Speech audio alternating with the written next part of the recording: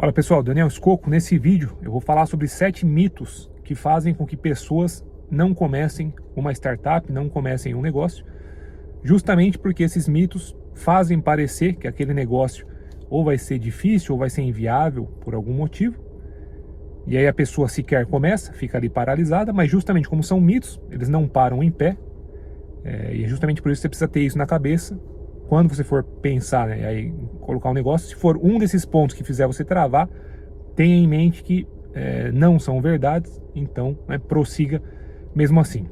Vamos lá, começando. Primeiro mito, que a ideia precisa ser muito boa. Muitas vezes as pessoas que querem empreender ficam ali paralisadas, esperando até ter aquela ideia que vai ser a ideia do século, aquele momento eureka, que aí ela não vai ter dúvida, e quase sempre não é isso que acontece. Os empreendedores começam com uma ideia mais ou menos e depois eles vão achando o caminho ao longo do tempo.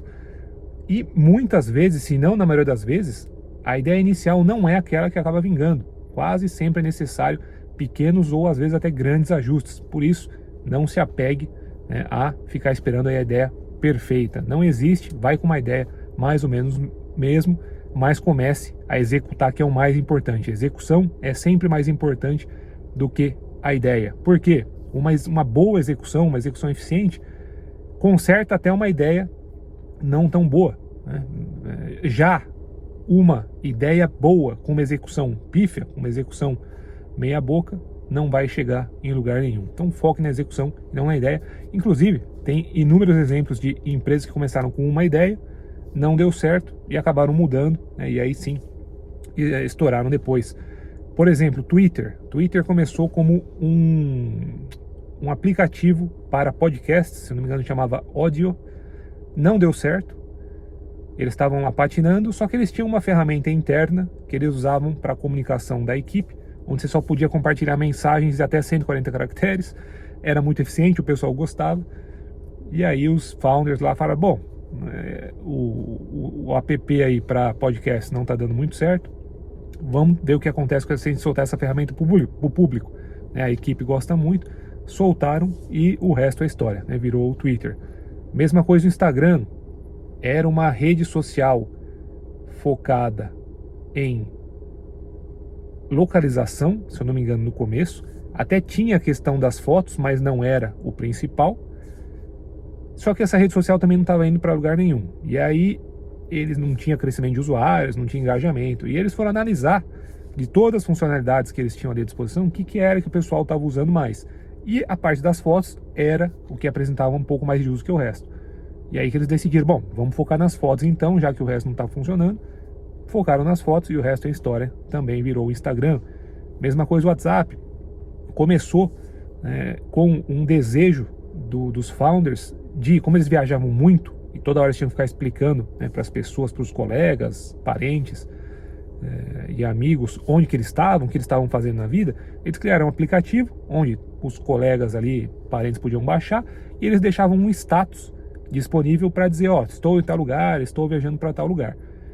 Só que isso, na cabeça deles era a ideia inicial, acabou não sendo a função mais usada, e sim o chat, com aquela interface mais simples, foi o que pegou mais. Então você vê, eles começaram pensando em uma coisa, pensando que iam acertar fazendo A, acabaram acertando em B. Mas tudo isso mostra que o principal é fazer. É só fazendo que você vai descobrindo o que os usuários, o que as pessoas querem e não querem. E o que eu falo, bato sempre na tecla também, não fique com foco na ideia, no produto, na tecnologia, e sim foco no problema. Toda empresa, para parar em pé, precisa resolver um problema real, se possível um problema cabeludo, se possível um problema cabeludo e frequente de outras empresas ou de pessoas e clientes finais. Se não resolver um problema real cabeludo, não vai parar em pé. Então, em vez de ficar buscando ideias, precisa de uma ideia disruptiva, inovadora, não. Você precisa achar um problema que ninguém resolveu ainda ou que ninguém está resolvendo de um modo eficiente. E aí você vai tentar fazer algo para resolver esse problema. Então esse é o primeiro mito, Preciso de uma ideia do século. Não precisa. Uma ideia mais ou menos já está bom para começar, o importante é a execução ser boa. Segundo mito, preciso de investimento. Muitas vezes as pessoas, já vi isso muito com colegas, pessoas que vêm falar comigo, elas até têm uma ideia, mas elas não fazem nada porque elas ficam buscando investimento. Então eu recebo e-mails, mensagens no Instagram, falo, Daniel, tenho uma ideia aqui, mas estou buscando investidor, como que eu faço? Cara, se você for depender de investidor para começar o seu negócio, começar a sua startup, muito provavelmente você nunca vai começar, porque é raríssimo, eu diria que quase impossível, de alguém que não tem experiência comprovada, que não já criou uma empresa no passado e teve sucesso, vendeu a empresa, conseguir captar dinheiro na fase da ideia, né? Só no PowerPoint. É muito difícil. E além disso, não só é muito difícil, quase impossível você captar investimento, né, enquanto você está na fase aí da concepção da ideia, além disso, sequer é necessário. Você não precisa disso, não é um entrave. Mesmo sem investimento, hoje em dia, você vai conseguir tirar sua ideia do papel. Existem exceções onde o investimento é necessário já para começar, sim, mas justamente são exceções, que são negócios de hardware, talvez. Quero fazer um smartwatch, quero fazer uma câmera, ok, aí nesse caso provavelmente você vai precisar. Quero fazer alguma coisa de biotecnologia, então você vai precisar dos investimentos iniciais, né, para comprar os equipamentos. Então sim, tem alguns nichos e alguns tipos de negócio que vai ser necessário investimento, mas para a maioria não precisa, né? Ainda mais para negócios de software, que acabam sendo grande parte das startups hoje em dia que são criadas, são negócios de software. Para criar um negócio de software, você não vai precisar de investimento. Tem exemplos, inclusive, de empresas que se tornaram bem grandes e começaram com praticamente nenhum investimento. Vou dar alguns exemplos aqui. Uma empresa brasileira que se chama Buser, onde você pode, né, comprar passagens mais baratas, começou com a ideia do fundador. Ele notou que o preço para fretar um ônibus e encher de passageiro, né, o preço por passageiro ia ser muito menor do que as passagens nos terminais rodoviários, né, com as viações tradicionais, e ele começou a fazer isso para testar a ideia, para fazer a versão inicial. Ele criou um site naquela ferramenta gratuita, se eu não me engano foi o Wix, né, wix.com, criou um site simplesinho, ele mesmo, usou os grupos do WhatsApp que ele tinha para divulgar, né, a ideia, perguntando quem estava precisando se locomover, né, de ônibus de Belo Horizonte, se eu não me engano, onde ele morava, para uma outra cidade. E aí as pessoas desses grupos já começaram a se cadastrar no site, faziam um cadastro simples, e aí pelo próprio WhatsApp ele fez a gestão, começou com a primeira viagem, depois foi crescendo. Então investimento praticamente zero para começar. Groupon foi a mesma coisa, aquele site de compras coletivas, né, que bombou alguns anos atrás, chegou a ficar gigante. Começou com o WordPress, que é uma ferramenta para criar sites também gratuita. O fundador teve esse insight que se se juntasse muitas pessoas para comprar uma coisa, seria possível barganhar um desconto grande com essa empresa, com esse fornecedor. Ele pensou em começar com pizza, que é uma coisa que todo mundo quer. Tinha uma pizzaria embaixo do prédio dele. Ele foi lá, conversou com o pessoal da pizzaria, eles toparam, né, se vendesse 20 pizzas, eles iam dar um desconto para todo mundo. O cara criou o site no WordPress, bem simples, soltou a informação para os grupos que eles tinham dos moradores. 20 pessoas compraram, usando ali o site que ele mesmo tinha criado no WordPress. Ele foi lá, levou na pizzaria, imagino que ele mesmo entregou as pizzas, e assim começou o Groupon. Também, praticamente, investimento zero. Então, como esses, existem muitos outros exemplos. Então, não só vai ser quase que impossível se captar investimento na fase da ideia, mas também não é necessário. Então, isso aí é um mito, né? Você pode e deve começar sem investimento, bota o negócio para rodar, depois você vai se preocupar com isso, né, em estágios mais avançados aí da ideia. Vamos pro terceiro mito, que é: eu preciso saber programar. Como eu falei, né, muitas vezes uma startup vai ser um negócio de software, e as ideias que as pessoas costumam ter hoje em dia também muito provavelmente vão ter um componente de software, um aplicativo para celular, um aplicativo web. Só que aí, se a pessoa não sabe programar, ela fica paralisada, fica travada, falando, não sei programar, então não tenho o que fazer. Tem muitas opções para você, né, contornar essa limitação. Você pode arrumar um sócio que saiba programar, e aí não vai ter gasto nenhum com isso. Você pode contratar um programador ou uma empresa. Muitas vezes vai ser mais barato do que você imagina, né? Se você quer estar com orçamento limitado, vai numa faculdade, bota um papel na parede ou posta no grupo da faculdade do WhatsApp falando que está buscando um desenvolvedor.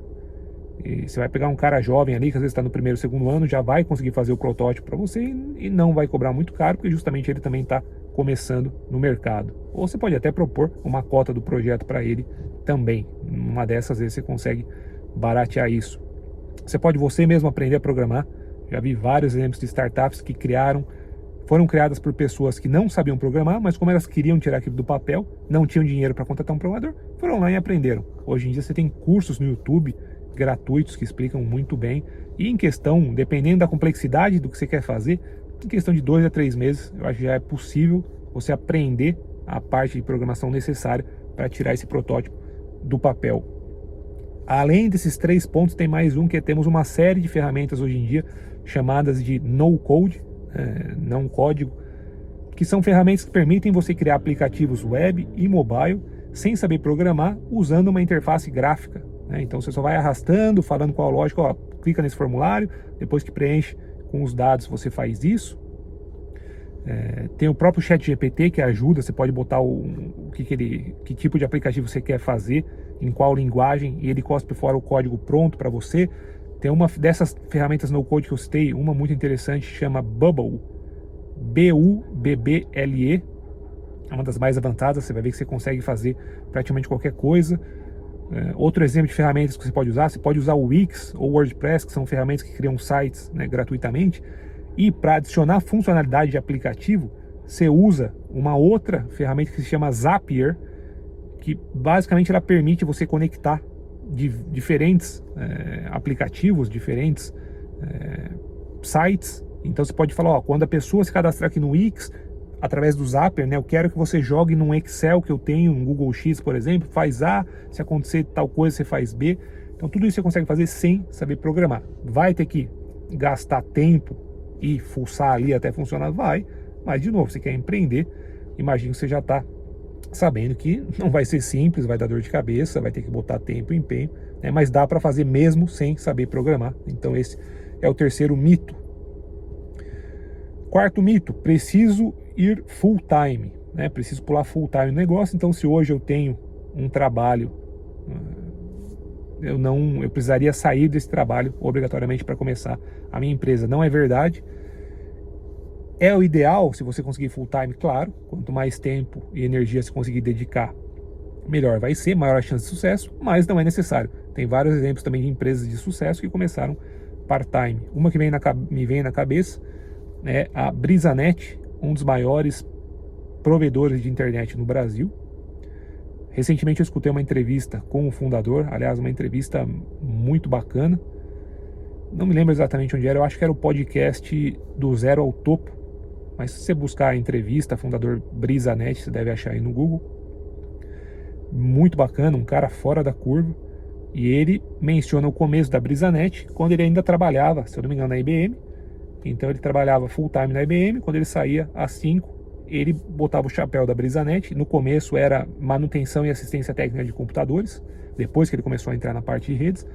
Mas ele fez os dois em paralelo por um bom tempo. Inclusive ele usava o salário do emprego principal dele para bancar parte dos custos do negócio que ele estava começando. Fez isso por um bom tempo. A hora que o negócio começou a engrenar, e dar sinais promissores de demandar mais tempo, aí sim ele pediu demissão e migrou. Então acho que é uma estratégia válida.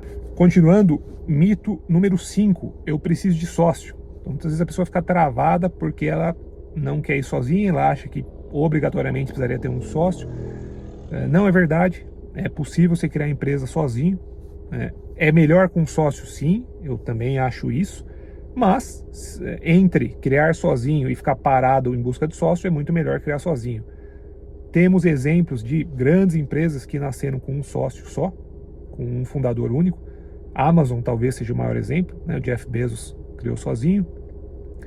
Salesforce é outro exemplo de uma empresa multibilionária que me vem na cabeça, Mark Benioff também criou sozinho, salvo engano. Talvez Oracle, Larry Ellison, não lembro se ele teve sócio ou não, mas enfim, N exemplos. E além de ser possível começar sozinho, muitas vezes você pode começar sozinho e depois de um tempo trazer algum sócio. Depois, às vezes que a ideia está um pouco mais formatada, já está um pouco mais claro como é que vai funcionar, acaba sendo até mais fácil você convencer alguém a pular junto com você na jornada aí, nesse desafio. E mesmo se você não achar sócio, você pode contratar pessoas-chave até, para preencher as lacunas que você tem. Vamos dizer que você é um cara que é mais comercial, mais de área de negócio, você não tem a parte de programação. Depois de um tempo, você pode trazer alguém, contratar alguém para ser o programador, para ser o CTO, né, o chefe aí da parte de tecnologia. Ou se você é um cara mais de tecnologia, você pode trazer alguém da área comercial, da área de negócio. Então você vai conseguir compor o time aí, mesmo se você for sócio, fundador solo, né, dá para compor um time legal. Mito 6, eu preciso ser o primeiro. Isso eu já vi várias vezes, né? Às vezes quando a gente começa a conversar de ideias de negócio, ou quando algum parente, conhecido me traz uma ideia, aí a primeira pesquisa que a pessoa faz é para ver se já tem alguma outra empresa fazendo aquilo no mercado, e quase sempre a reação ao ver que tem alguém já fazendo aquilo é: putz, então não dá, já tem alguém fazendo, vamos para outra ideia. Isso é um mito, é um erro na minha opinião, porque vai ser raríssimo você achar uma ideia boa ou um problema bom de ser atacado, né? Um problema que é cabeludo e frequente. Vai ser raríssimo você achar um exemplo disso onde não tenha nenhuma empresa, né? nenhuma pessoa, nenhum time tentando solucionar aquele problema, né? Tentando atacar aquele mercado. Quase sempre vai ter uma, duas, às vezes 10, às vezes mais empresas também tentando naquilo. Na minha opinião, é um mito, você não precisa ficar preocupado com isso por vários motivos. Primeiro, vários exemplos de empresas que ficaram gigantes mesmo não sendo as primeiras a fazer aquilo. Facebook não foi a primeira rede social, Google não foi o primeiro motor de pesquisa, na verdade não foi nem o segundo nem o terceiro, já existiam uns, talvez 10 até antes do Google, talvez 10 redes sociais antes do Facebook, talvez 10 aplicativos de mensagem antes do WhatsApp, 10 aplicativos de compartilhamento de fotos antes do Instagram, e por aí vai. Então ser o primeiro não é fundamental, claro que é bom, mas não é fundamental. Segundo ponto, já existirem empresas naquele nicho que você está pensando em entrar, é uma espécie de validação que de fato tem alguma coisa ali, né? Que o problema existe, que dá para ganhar dinheiro. Então, por um lado, poderia até te deixar mais tranquilo em atacar aquela ideia. E como eu falei, não teria medo de existirem já empresas fazendo isso. O que você vai ter que fazer é ser eficiente na execução, como sempre. Você vai ter que fazer algo com algum diferencial, algum produto que é mais simples, mais rápido, mais eficiente, mais barato do que a competição, né? E achar um nicho para você.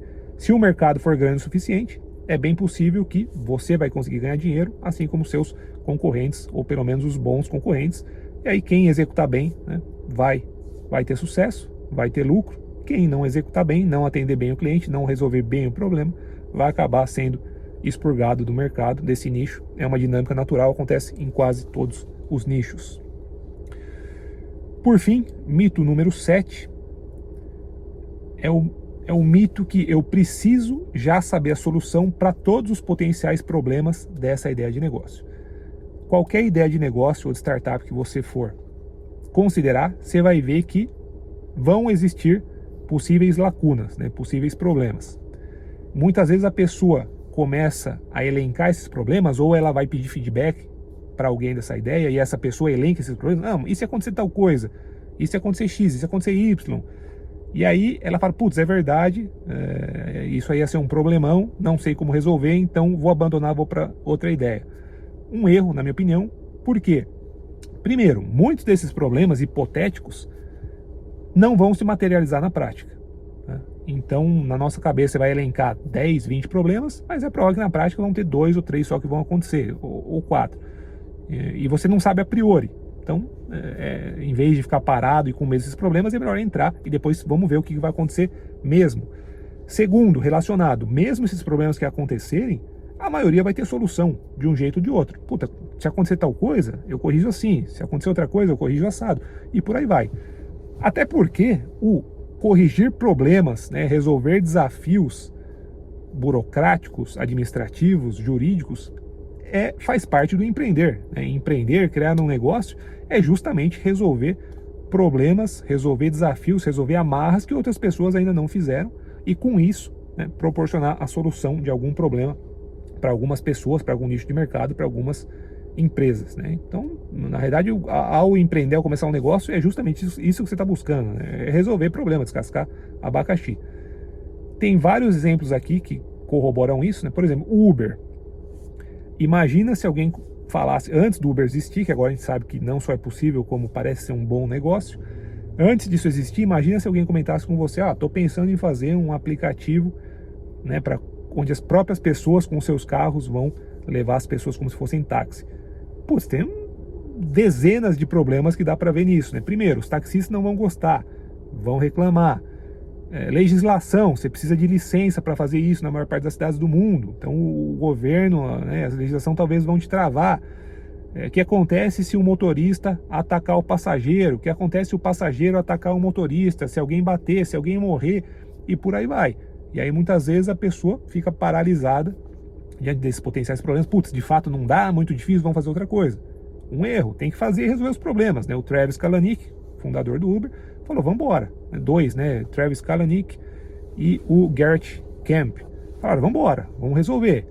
E muitas vezes você precisa desse nível de agressividade para fazer o negócio vingar. Tanto que eles peitaram várias cidades que estavam encasquetando com a questão de legislação, e com os taxistas, brigas no mundo inteiro, às vezes que viraram até brigas, né, violentas, alguns protestos um pouco mais violentos, e eles foram em frente porque eles acreditavam na ideia, sabiam que iam ter que resolver esses problemas para fazer a ideia funcionar, e conseguiram, foram em frente. A mesma coisa Airbnb, né, pessoas alugando as próprias casas, às vezes a pessoa estando presente na própria casa, né, com aqueles estranhos vindo se hospedar lá.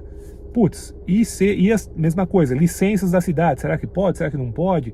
E se alguém for agredido, se alguém for assediado, e por aí vai, né? E se alguém destruir a casa, N problemas. O pessoal do Airbnb poderia ter pensado nisso, falou, putz, de fato, muito problema, não dá, vai se enviar, vai ser difícil, vamos abandonar a ideia. Não, vamos em frente, os problemas a gente resolve.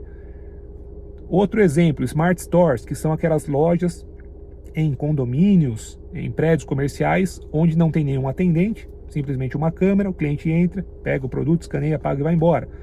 Conversei disso muito tempo com alguns amigos, né, e parentes, e quase sempre, eu acho uma excelente ideia, tá? Tem um no meu escritório, eu adoro ir comprar lá, porque em um minuto eu compro o que eu preciso, não preciso falar com ninguém, resolve a minha vida, tem uma variedade boa, então eu acho uma ideia sensacional. Inclusive, até justamente por achar uma ideia sensacional, eu já incentivei, agora já está um pouco saturado o mercado, mas alguns anos atrás eu incentivei alguns amigos e parentes a fazerem algo nesse nicho. Eu falei, cara, faz que eu acho que é um negócio bom. Não conseguia fazer porque eu estava ocupado com os meus negócios, e quase sempre essas pessoas voltavam com essa objeção, justamente esse mito número 7, que é, cara, mas e se o pessoal roubar? O pessoal vai simplesmente pagar e vai embora, eu preciso botar um segurança, eu preciso botar não sei o que lá. Falar, cara, você nem sabe se vão roubar, faz o negócio, bota a câmera e dificilmente isso vai inviabilizar o negócio, né? É um problema a ser analisado? Sim, mas não acho que vai inviabilizar o negócio. E a maioria, quase todos, ficaram travados nesse ponto, não, vai ser muito difícil, tem esse problema do roubo, não sei como solucionar, né? E aí ficavam travados e não faziam a ideia, quando, né, na minha opinião, e o mercado está mostrando isso, é uma baita ideia, mesmo tendo alguns problemas a serem sanados.